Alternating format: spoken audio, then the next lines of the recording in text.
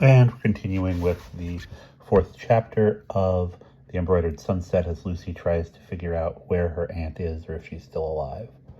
Lucy passed the night as cheaply as possible in a bed and breakfast place populated by students and commercial travelers. The students all disappeared to work. The travelers sat in a fumed oak lounge where television roared nonstop.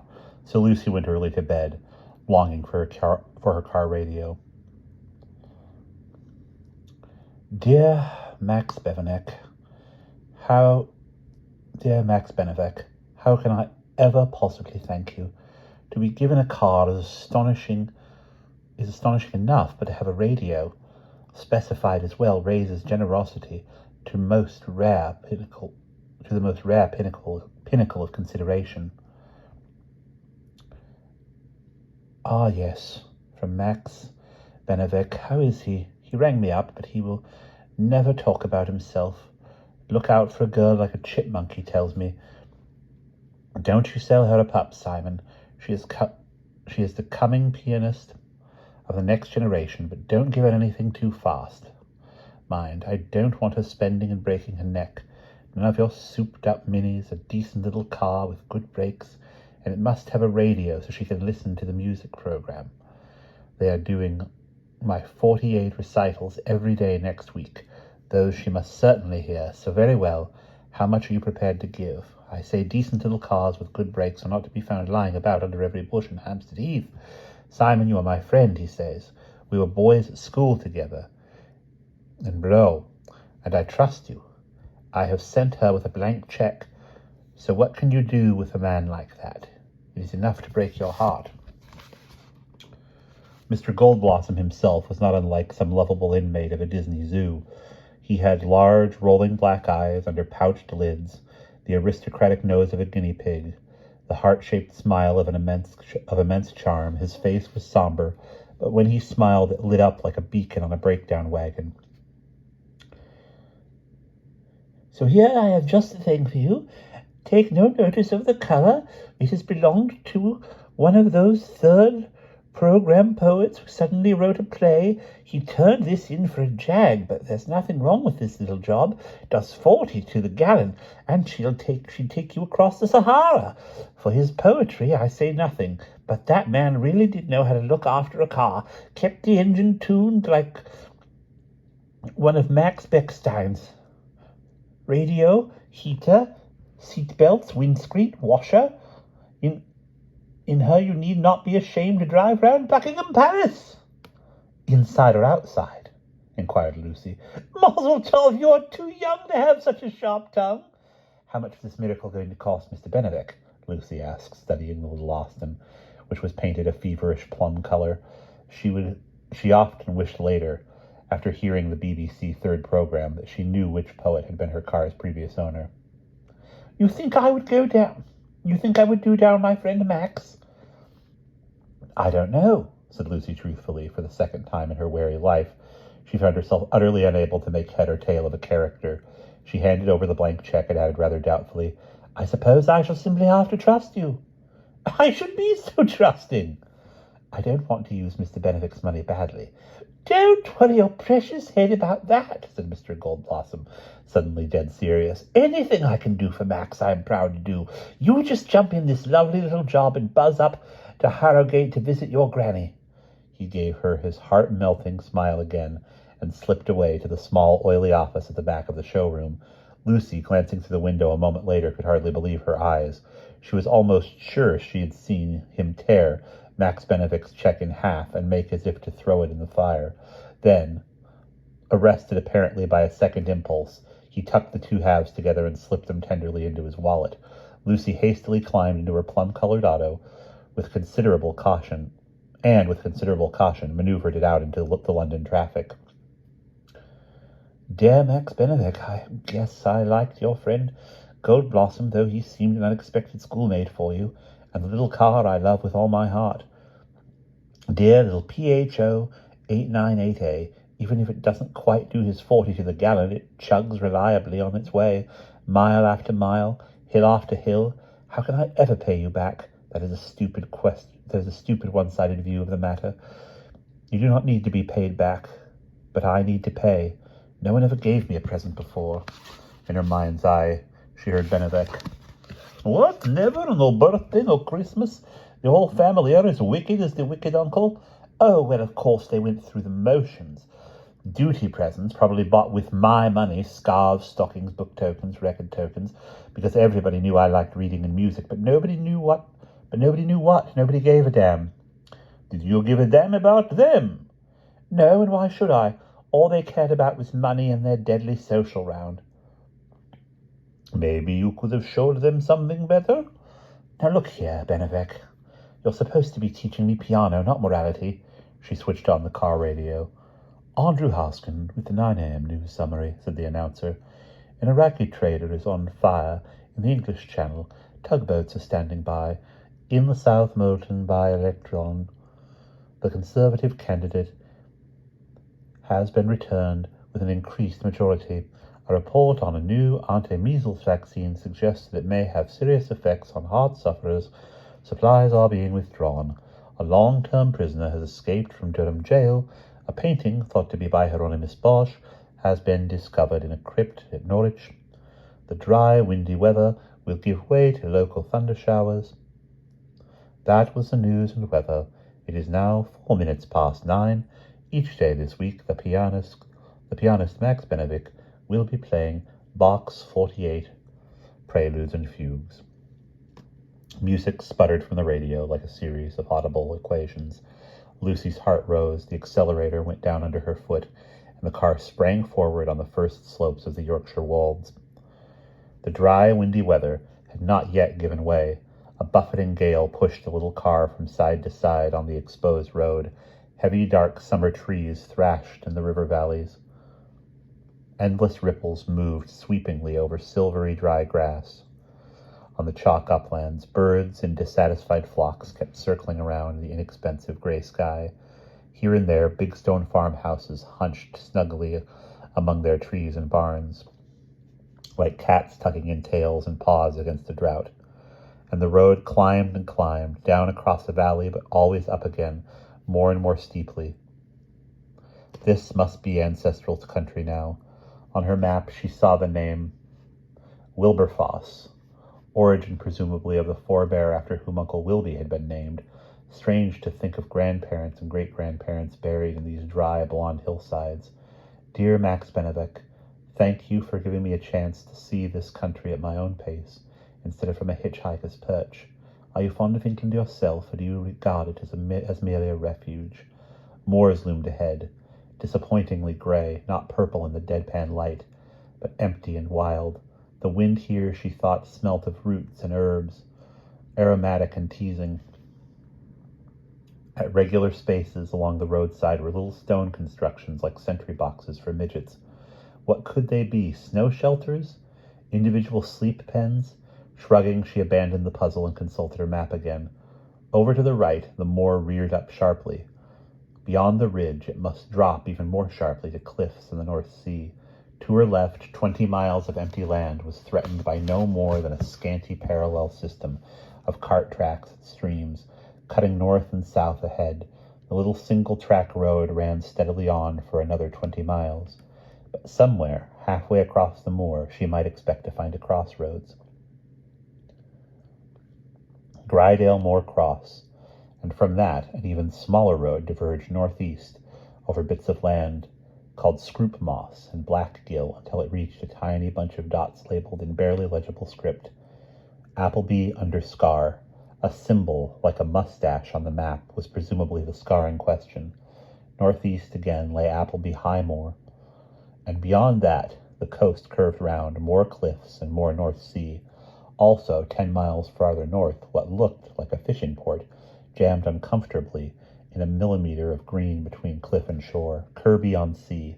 Kirby would represent civilization for a village, presumably the nearest hospital, supermarket, fire station, library. But there seemed to be no connecting road.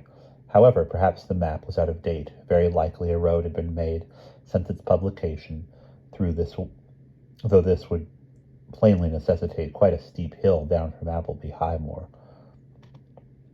Having halted to map read, Lucy decided that she might as well eat her lunch before entering Appleby. she had bought at a cooked meat shop in York an anonymous-looking article the size and color of a much-used baseball card, called a Claxton pudding. Eating it brought no greater enlightenment as to its contents, but a stuffed sensation, as if she had indeed swallowed a baseball. She took some deep breaths, started the car, and drove on. Grydale Moor Cross was no more than a heather-tufted mound supporting a signpost, one arm of which did, rather to Lucy's surprise, say Appleby. She drove on, feeling like Shackleton, like Nansen, like Livingston. Was it possible that in half an hour she might be sitting in front of Aunt Fennel Culpepper's fire drinking tea? Herbal tea, no doubt. Even so, the idea seemed too improbable to entertain seriously. She passed a stone ruin and realized with dismay that it was probably the inn marked with such confidence on the map. Still, no doubt Appleby would offer some kind of accommodation. Ahead now she began to see trees and houses, square gray granite cottages, and leaning wind-shredded beaches. A black and white sign presently announced that here began Appleby under Scar. Lucy had been so preoccupied with map studying and sense of achievement that she had ignored the darkening sky. A splatter of rain on her windscreen and a rumble of thunder awakened her to the fact that one of the promised local storms had come up with her. Entering Appleby, the road took a right-angled bend round a farm with an enclosing wall, and then came abruptly into a wide-open space where it divided to encircle a village green. As Lucy drove round this corner, the sky opened and solid water descended. A sudden swash of lightning baptized all the little stone houses in silvery light. Then they were veiled behind sheets of rain, and Lucy, finding that she could not see more than a yard ahead, pulled up. In 5 minutes the downpour diminished to a moody patter, which might go on for hours. Not a soul was to be seen, hardly surprising in view of the climactic conditions. Lucy decided that her first impression of a village that was only half populated had probably been misleading. Smoke trickled from at least 4 chimneys, and in a couple of windows a dim gleam was visible. Deciding to reconnoiter on foot, she pulled on the navy duffel coat she had bought, second-hand in London, left the car on a wide grass verge, and started along the green to where a telephone box made a cheerful splash of scarlet against the pervading gray-green. A telephone probably meant a post office, and a post office would be able to tell her where High Beck Cottage was located. "Old Miss Culpepper's," her imagination ran ahead. "Nay, you can't miss it, love. Past the houses, up yon hill." Uncle Wilby had been vague on the subject of the cottage's location, and yet Lucy gathered, or thought she had, that he had been here. Surely he must have. On some return visit to relations, though she knew his youth, like her own, had been spent in Liverpool. But there had been some remark. "Quaint little old village green, Princess Hole, graveyard full of Quaker ancestors. Don't tell me you're not wild to see it."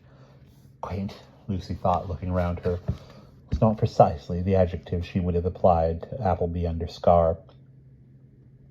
The stone houses were too impassive and flat-faced, slap on the sidewalk except for a few cases where they were enclosed by stone walls.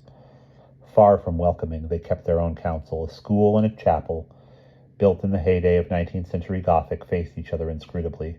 No children, no congregation. Midweek, of course, holiday time. Perhaps the children were away at the sea. Perhaps there were no children. This might have been inferred from a wayside pulpit notice. The chapel, which observed gloomily,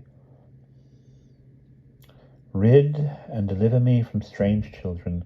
P.S. 144.7. Another, by the telephone kiosk, retorted, "Woe to him that saith to the wood, awake! Woe to women that sew pillows to all armholes! Woe to them that join house to house!" Why? Lucy wondered. What harm? Some of the houses in Appleby's Main Street were joined together. Others brooded apart among the cabbages and runner beans. The telephone box bore a sign, "Out of order." The post office was shut, implacably shut and locked. Searching among a wealth of written and printed notices on its windows, Lucy presently located one that told her today was early closing. Another announced that the 30th of last month had been the final date for the registration of Village Green by those interested. Had somebody registered Appleby Green, she wondered? Or did nobody care? And if nobody cared, what happened now? It seemed hard to imagine some rapacious real estate firm acquiring the land for speculative building. Several of the houses were plainly derelict. Where now?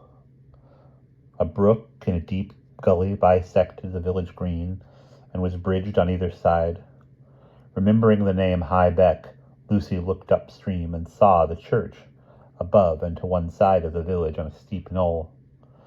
Beyond the church, a tree-hung cliff led up to what was presumably Appleby High Moor. A church meant a rectory or vicarage. The vicar surely would know the whereabouts of his parishioners.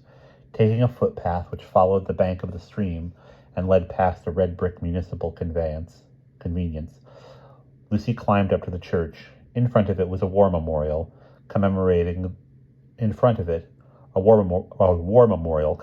the deaths of 4 men from Appleby in World War II. The church, which had an asp at one end and Norman arches, was undoubtedly old, but somehow rather ugly. Lucy scanned it uncertainly. It had the air of an elderly dentured lady who knows that nobody is going to admire her and keeps her ironic gaze fixed on the distance. The Victorian vicarage beside it, though hideous, looked well-found and inhabited. Lucy pressed the bell push. After an immensely long wait, she banged the brass knocker, and the door instantly flew open. A short, red-faced man stood in front of her. He was certainly not the vicar. His shirt was hanging out half out of wrinkled, very dirty trousers. His fly buttons were undone. He wore no tie. The cuffs of his tweed jacket were fringed with age, and his white bristled hair in an aerial. "Yes," he said sharply. At first, Lucy thought he was smiling, then saw this was a rictus of impatience, or perhaps deafness. He leaned slightly forward, inclining his head to one side. "I'm very sorry to bother you, but can you tell me where Miss Culpepper lives?" she said. "I'm very sorry to bother you, but can you tell me where Miss Culpepper lives?" she said slowly and clearly. What's that? Speak up, can't you? Deafness then. "Can you tell me where Miss Culpepper lives?" No answer. She repeated her question a third time, even louder. "Oh, go to hell!" he exclaimed suddenly and savagely. She had just time to snatch her fingers from the jamb before he slammed the front door with violence. Retreating somewhat discomfited to the footpath, Lucy surveyed the solitary cottage that lay 20 yards higher up, past the vicarage, perched on the steep bank above the tumbling stream that approached by a footbridge. High Beck? It could be. But at a nearer view from the bridge, the cottage was plainly deserted. 2 of its windows gaped, glassless, and the little front garden was rank with weeds. A gaunt tabby cat eyed her alertly from a bramble covert and whisked out of sight when she snapped her fingers. No point in going on. She returned to the village green, stopped at the first cottage. It was one of those with a small front gate bounded by a wall, pushed open the gate, walked up the stone-paved path, and knocked. A suspicious voice called, "Who's that?" Since it was pointless to give her name, Lucy merely knocked again. After a moment, the door opened, slowly. Lucy found herself being scrutinized by a tall girl who might be 4 or 5 years older than herself. It was hard to be sure. The girl was in the last stages of pregnancy. Her face was pale, haggard, and dirty. Her uncombed hair had been stuffed indifferently into an elastic band. She wore slippers on bare feet and a grease-spotted, sagging brown jersey dress, which dangled irregularly round her bulging figure. She seemed quite unconcerned about her own appearance, but studied Lucy with composed hostility. "Well," she said, "which department sent you? What do you want?" Her accent was not, as might have been expected, broad Yorkshire. It was not broad anything. Lucy had not suffered for 6 years at the Cadwallader without becoming tenderly familiar with the upper-crust accents of almost every country in the world. In the tones of this slattern, she recognized what had long been recorded in her mental notebook as PBA, pure British aristocracy. "Keep your skin on, pal," she therefore replied with equal composure, peering at the girl through her fringe. "I'm not from the welfare. I'm a stranger here, just called for some information. Can you tell me where in the village I can find an old lady called Miss Fennel Culpepper?" "I'm afraid I haven't the remotest idea," the girl said coldly. "The village is full of old ladies." This one lives in a cottage called High Beck. Sorry, can't help. She was retreating, about to shut the door in Lucy's face, when they were interrupted from the gate by a delivery van driver with a bit of paper in his hand, who called, "Can you tell me where Mr. Carridos lives?" Plainly irritated and put out, the girl hesitated, and at last said, "Yeah, why?" "One baby's cot, one pram, one baby's bath, right? It's truth. Had a job to find this place. I'll just bring the van a bit nearer." The van, which Lucy had vaguely noticed cruising up and down the village street as if searching for some elusive goal, was now parked 2 houses away. On its side it bore a severely plain sign, "Rampages, London." The driver presently extracted 3 enormous objects, anonymous under layers of expensive packing. "Oh, God, leave them here. I'll take them in presently," Mrs. Carrados said, looking at them with dislike. "You didn't ought to be carrying weights, matey, pardon me, but not in your condition," said the van driver. "You just tell me where you want them put. I dare say this young lady won't mind giving me a hand." "Of course," agreed Lucy, poker-faced, concealing her amusement. "I'll tell you what, too," she put in calmly. "Why don't we take off all these wrappings out here? You won't want them cluttering up the place indoors. Can you spare another 5 minutes?" she asked the driver. "Blimey, yes, considering how long it took me to get here. I'm not supposed to, but I'll take the packaging away too, if you like. Bet you don't have dustbin collectors more than every month of Sundays in a frontier post like this." He produced a knife and slashed with rapid dexterity. In a short time, an amazingly opulent bassinet came to view. It was tucked and rucked, squabbed and frilled, lavish with satin and lace, the sort of article one might expect to see in a ducal nursery. Again, Lucy repressed a grin. "Best get it indoors, Mum," the driver said. "Still spitting with rain. Where'll we put it?" "Oh, anywhere upstairs," Mrs. Carrados said impatiently, hardly glancing at it. "Sure you can manage?" the driver asked Lucy. "Good heavens, yes." The cottage stairway facing the front door led straight up. Lucy, going backwards with her end of the bassinet, snatched a quick glance into the rooms on either side. One, an indescribably cluttered kitchen, the other a glum living room. The 2 rooms upstairs were almost equally untidy, but as one was almost entirely filled by an unmade double bed, it seemed best to put the cradle in the other. In due course, a pink gilt bath was added. "What about the pram, missus? Where'll you have that?" The pram was about 4 feet high, with 4 long, sprung like a perch phaeton, glossy as a battleship. "Oh, Christ, I don't know. Stick it in the coal shed," Mrs. Carrados said, eyeing it with loathing. Lucy wondered if she should remind Mrs. Carrados that the man ought to be tipped. It was not delicate feeling that held her back, but reluctance to part with her own scanty cash if Mrs. Carrados had none. "Are you going to offer him a tea after all his trouble?" she finally suggested. "God, no, here." The girl fished an elegant suede wallet from under a crumpled heap of newspapers and took out a pound note. She gave it to the driver as he returned from the coal shed. He hesitated, looked as if he might refuse, finally shrugged and accepted. "Ta-ta, then," he said, and drove off. "Can you tell me," said Lucy just before she was shut out for the second time, "where you got that picture hanging over the fireplace in your living room?" "Picture?" The girl looked at her vacantly. "Picture," repeated Lucy with patience. "Adam and Eve and the serpent, half embroidered, half painted." "Ew, that funny old thing." "Where did it come from?" "God knows. I suppose Rue, my husband... God knows. I suppose Rue, my husband, picked it up somewhere. I really couldn't tell you, I'm afraid." It was plain that she could hardly wait to be rid of Lucy. Why? Just natural antipathy? "Oh, well, thanks," Lucy shrugged, and was retreating to the gate when a car pulled up outside with a screech of brakes. It was a white Mini. A man leapt out of it, exclaiming, "Fiona, sweetie, I'm terribly sorry. I couldn't make it sooner." "Oh, hello," said the pregnant girl, unsmiling. She submitted to his kiss. He was in his 40s, short, fair, with pale blue eyes and a bright blue suit. He cast an inquiring glance then at Lucy, who was standing her ground. "Yes," he said civilly. "I'm sorry, I didn't... Is there anything..." "Only if you can tell me the whereabouts in the village of old Miss Culpepper lives." "Terribly sorry, we're strangers here ourselves," he said quickly. "Or where you got that picture you're hanging over your mantelpiece." That's rather divine, isn't it? I've no idea who did it, I'm afraid. Part of the furnishings that came with the house. Local produce, I suppose. Well, we mustn't keep you. He gave Lucy a rapid, meaningless smile and hurried his wife indoors, shutting the door briskly behind them. Dear Max Benevek, I had a little trouble locating Aunt Fennel. English villages aren't the cosy, welcoming places full of smiling dairymaids and joking yokels that they are represented to be in the tourist literature. Rejoining her original course, Lucy proceeded along the village green. The sky was still dark and thunder grumbled somewhere.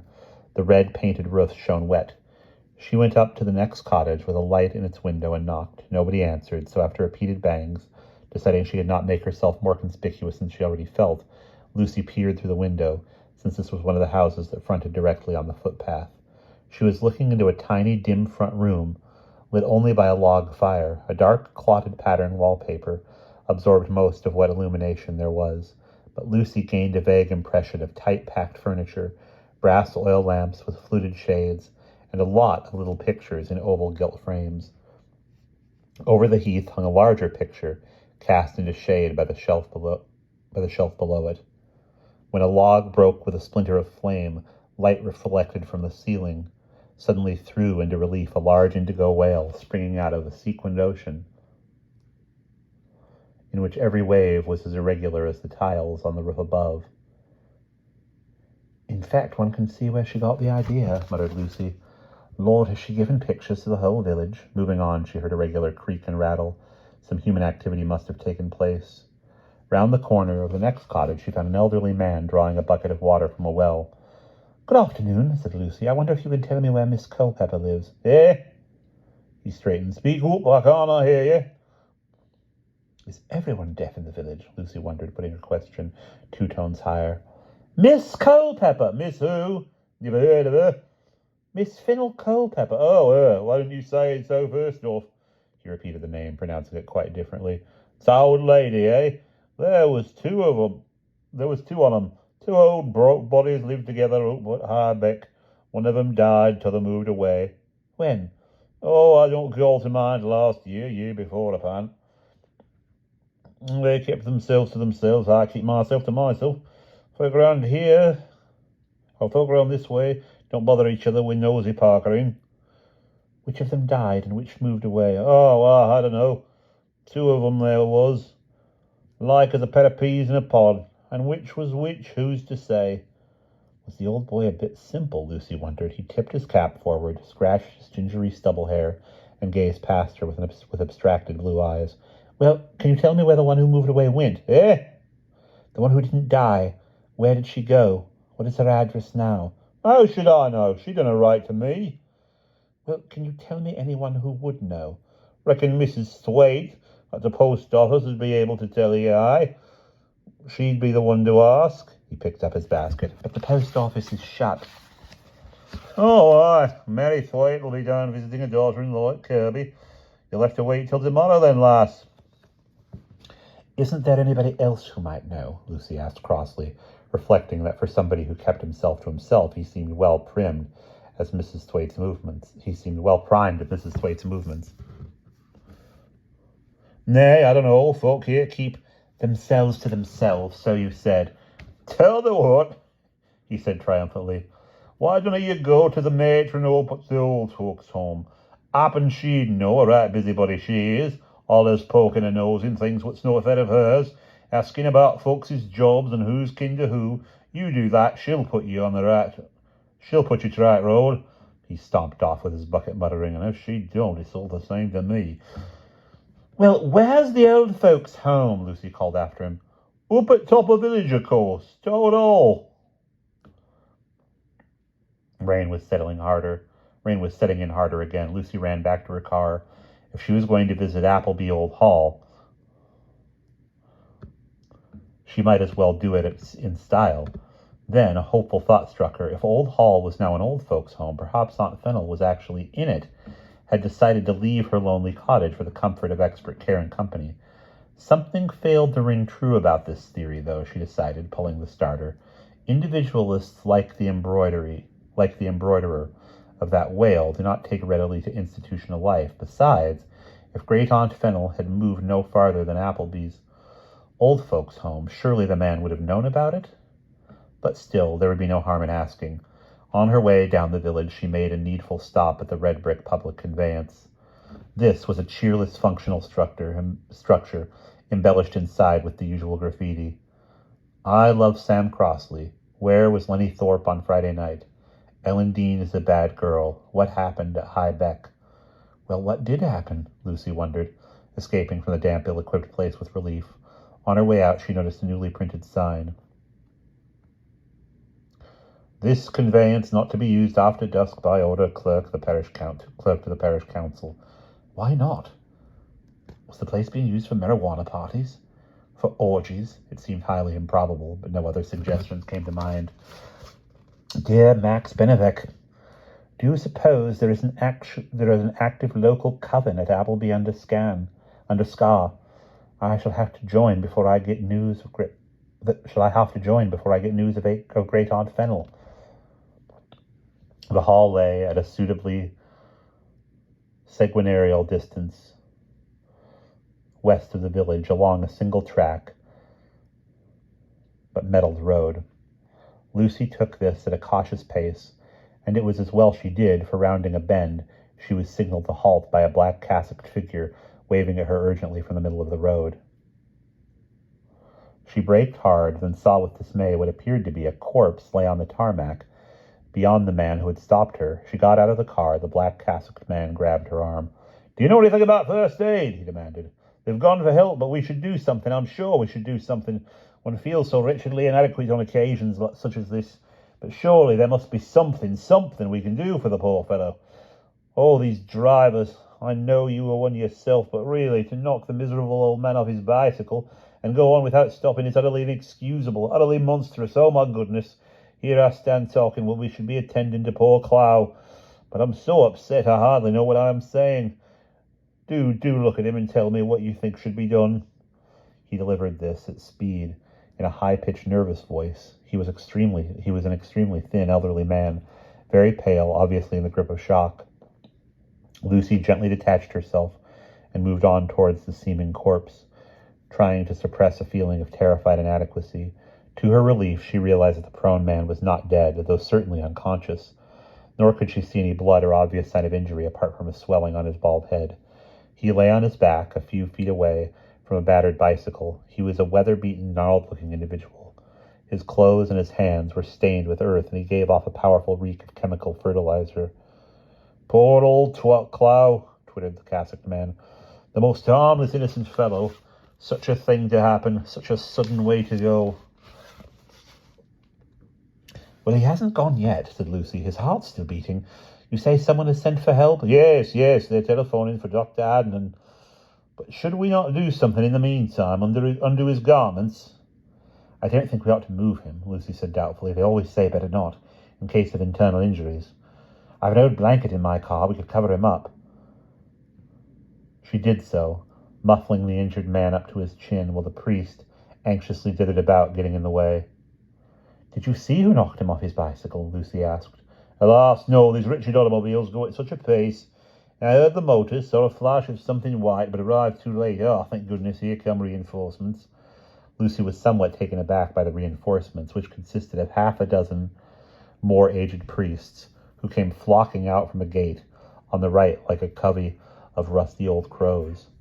One of them hastily knelt down by the recumbent man, anointed him with something pungent and sticky from a small gold receptacle, and exclaimed in a loud voice, Absolve, we beseech thee, O Lord, the soul of thy servant Samuel Ebenezer Clow, from every bond of sin, that being raised in the glory of resurrection, he may be refreshed among the saints. Grant, O Lord, that while we will lament the departure of thy servant, we may always remember that we are most certainly to follow him.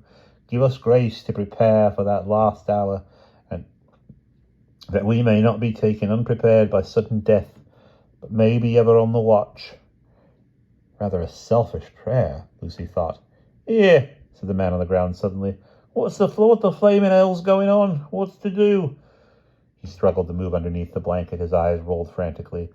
Lie still, poor fellow. Help is on the way. Several of the old crows held him down vigorously. The scene was a macabre one. An incisive new voice broke into it. For heaven's sake, will you have the goodness to move aside, please, so that I can see what is the matter? Somewhat reluctantly, the old priests moved back from their object, who now lay quiescent, blinking in a dazed manner. What day is it? He muttered to himself. Have I gone daft? It cannot be Sunday. The latest arrival, plainly a doctor, knelt down beside him and felt his pulse. What's your name? He asked authoritatively. Can you tell me what happened? Bugger me. Here's another on him. Right lot of carrion crows. Answer me, please, repeated the doctor briskly. He turned up the man's eyelids and opened a flat black bag and pulled out a stethoscope. The patient's eyes moved past him indifferently. He made no direct reply. Happen I'm in bed and dreaming, he muttered to himself impatiently. The doctor peeled back the blanket, listening to his breathing, and started feeling him for broken bones. This made him writhe and giggle hysterically. Hey, leave off tickling a chap, gangster.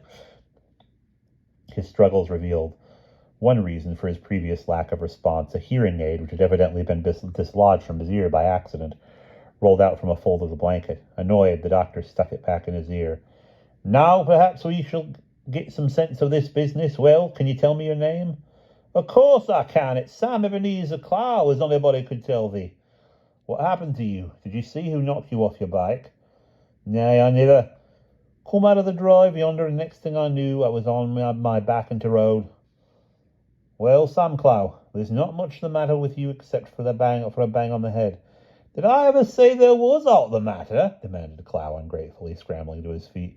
Instead of making such a clapper, it'd be more to purpose if someone had helped me with my bike. In guilty haste, the old priests rushed to his assistance. Several of them pushed the cycle, which proved to be mobile, though bent, while others supported the impatient Clow. Better come back to the Grange, poor fellow. A cup of tea and a lie down will be best. Perhaps he should stay the night. Yes, Father Pendergast will certainly be able to arrange it. Somebody can take a message to his family. Doubtless you would not mind doing so, Dr. Adnan.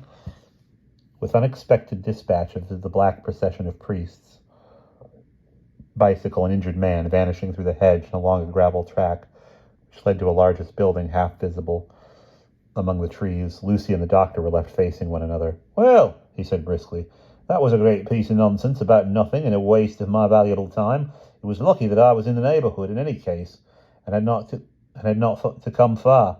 Who's covered him up? I did. Stupid of you not to check on the hearing aid first, wasn't it? That would have saved me some trouble. Look here, exploded Lucy suddenly at the end of her temper. Who the blazes do you think I am? Florence Nightingale? I've never seen him before, didn't know him from Adam. How was I supposed to know the guy wore a hearing aid? Was it you who knocked him down? I shall have to make a report about this to the police, you know. No, it was not, said Lucy furiously. If you had any sense, you would have noticed that my car is 20 yards off, facing this way. I was going to Appleby Old Hall when the priest flagged me down. All right. There's no necessity to get so het up, said the doctor calmly. If it was not you who knocked him down, then you must have passed by the vehicle that did. He spoke with a slight, unidentifiable foreign accent. Well, I'm afraid I wasn't. Well, you are a singularly unhelpful young lady. Why are you being so obstructive? In general, I have found Americans to be most courteous and obliging. I am not an American. And perhaps that would account for it. He began fitting the stethoscope back into his case, while Lucy struggled with about 3 different retorts that had bottlenecked in her mind. No matter, as you were going to the hall, you will not object to taking me back to my car, which is still up there. I was at the gardener's cottage with it when the message came. It seemed simpler to cut across the garden than to go all the way back and round. Certainly I'll take you, said Lucy stiffly, deciding that it would be more dignified to ignore his previous rudeness. When they were in her car, she asked, Do all those old clergymen come from the hall? No, there is a hotel for retired priests over there at Thrushcross Grange. The hall is a residential home for elderly persons of both sexes. Not a bad place, understaffed, as all such are. Do you look after the inmates when they get sick? Why, yes, he said, raising his eyebrows as if he found her question inquisitive. It is my privilege to do so. Sarcastic so-and-so, thought Lucy, jamming down the accelerator in her irritation. I would not drive so fast, the doctor said calmly. There is quite a severe bend coming shortly. Gritting her teeth, Lucy braked. Do you, she asked, having carefully negotiated the bend, do you happen to know if there is an old lady called Miss Fennel Culpepper resident at the Hall? Not among the patients I have attended, he said without hesitation. Are there many residents? Not a great many, no, 15, perhaps 20. It has not been open for very long, only a few months. I see. Aunt Fennel might have moved away in that case before the home was opened. You don't have a patient of that name anywhere else in the district? No, I do not, but I live and have my main practice in Kirby, which is a town of some 10,000 inhabitants. It is possible that I might not have come across her if she were there. I suppose it is just possible, Lucy agreed coldly. She glanced sideways, hoping this shift had struck home, and saw that he looked amused. He was a stocky individual, not short, but thick-set and dark-eyed, with curly dark hair, rather dandyish sideburns, and a lavish Edwardian mustache that shaded off the gunmetal blue unshaven haze around the jawline. He wore a plumy dark suit, tailored very narrow, and a brocade waistcoat. Through the gates on the left, he dictated, and asked when Lucy had made the turn onto the gravel drive which swung in a curve round a windbreak of pines and a newly painted sign, Wildfell Hall Residential Home. Why are you searching for this old lady? Family reasons, Lucy replied shortly. Oh, I see, he added after a moment in a disparaging tone. The Anglo-Saxons seem to lose track of their relations so very fast. It is a curious phenomenon. Now in Turkey, which is where I come from, it would be an almost unheard of thing to lose an old lady. She would be being cared for by her family, so much more civilized. No need for all these institutions your so-called residential homes abound over here. Without making any reply, Lucy brought the car to a stop on the gravel sweep in front of Apley Old Hall. Dr. Adnan jumped out almost before the car had come to a stop, called a brief thanks over his shoulder, and made off at a rapid pace toward an Alfa Romeo which was parked beyond the front door. On the point of getting into it, he was intercepted by a woman in a dark blue uniform who had evidently been waiting inside the door. The matron of the home, Lucy guessed, thirsty for information about the accident. While she plied the doctor with questions, Lucy got out of the car and stood somewhat detached from the pair, making it plain that she wished to speak to the matron presently. Meanwhile, she gazed aloofly at the facade of Appleby Old Hall. Not so old as all that, in fact. The hall was built of mustard-colored stone, faced with brick in a style that suggested the 1860s. A pillared portico protruded up to second floor height in the middle of the front. The house was rather too high for its width, the chimneys too scrawny, the slate roof too flat. The third-floor windows were set in pairs and had round arches, which may have been intended to give a classical effect, but succeeded instead, for some reason, in making the house look very like a station hotel. The balcony topping the portico was set about with large stone balls. A retired wool magnate's residence, Lucy guessed, the proud achievement of some 19th century Uncle Wilby. Tiring of the hall, not an attractive structure, she turned for a dispassionate survey of the doctor, who was fidgeting and glancing impatiently at his watch. He did not, to Lucy's eyes, look like a Turk, but she had no preconceived notions of what a Turk should look like. Were they all so self-satisfied and impervious? As if sensing her criticism, he looked up, met her eyes, and gave her a sudden smile, showing very white teeth. The matron glanced sharply over her shoulder. So that is all there was to it, said Dr. Adnan, briskly rounding off his report. And now I really must be off. Just a moment, Doctor. The crutches you promised to take back. She vanished onto the porch while the doctor shrugged expressively, casting up his eyes. Lucy remained unresponsive. Here they are. Mrs. Bantock has quite finished with them. Will they go in your boot? I dare say, looking put out. He opened the boot, rapidly fitted in the crutches, slammed the lid, and made his getaway. Yes, the matron said, turning to Lucy. Can I help you? Her tone was not exactly impatient, but not far off it. nicely gauged between summary dispatch of Lucy's errand, probably in the highest degree of unimportant. Her expression indicated, and awareness that there might be, after all, a fee-paying elderly relative somewhere in Lucy's background. Calmly sustaining the matron's assessment of her puce auto and the shabby duffel coat. "I shan't keep you long." Lucy said, "You're in charge here?" "Yes, I am." Lucy had a profound scorn for the autocracy of matrons. But there was no point in offending this one, and, indeed, apart from a slight air of self-consequence, she seemed innocuous enough. A slight, pale-faced, thin-featured woman, with fine brown hair drawn plainly back under an elaborate white-frilled muslin cap. Her pale gray eyes had the slightly opaque look that is sometimes caused by contact lenses. "I wondered if by any chance you had an old lady called Mrs. Fennel Culpepper living here." The element of sharpness overcame the reservations in the matron's expression. "No, I'm afraid I can't help you," she said briefly, and began turning on her heel. "We have nobody of that name here." "She used to live at Appleby, but moved away last year," Lucy went on, undeterred. "There's no chance that you'd have any information as to her whereabouts?" "My dear girl, I'm afraid I've never even heard of her. I only came here myself quite recently. I know very little about the neighborhood." "Doesn't quite match what the old boy with the bucket said," Lucy reflected. "Is that so?" she answered politely. "Well, so long as I'm here, I wonder if you'd mind telling me what your terms are.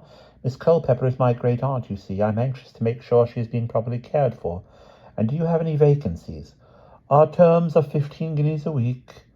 "And that almost certainly disposes of you, old woman," the expression said. "As to vacancies, well, we do have a couple of beds, but our main difficulty is staff. We don't really have the help to cope with any more residents at the moment, so I'm afraid I must say no." "However, I suppose your residents do occasionally move away or die," Lucy said calmly. "Do you have a waiting list? Maybe I could see over the place, just on the charts." "It would be rather a waste of time," the matron gave her an acid smile. "Still, I'd like to." "And perhaps you'll give me your brochure?" "Oh, very well." Lucy followed the matron's annoyed back through the 8 pillars of the portico into a highly polished hall. "Here is our leaflet." The matron reappeared from a small office just inside the front door and gave Lucy a shiny folder. It was headed, "Wildfell Hall Residential and Convalescent Home. Matron Mrs. Daisy Marsham. Doctor in attendance, Dr. Adnan Mustafa, M.B., etc., etc. "Now, I'm afraid I can't give you more than 5 minutes. It's nearly the residents' tea time." Lucy glanced round at the mustard emulsion walls and smiled her cross-toothed smile. "5 minutes will be just fine," she said.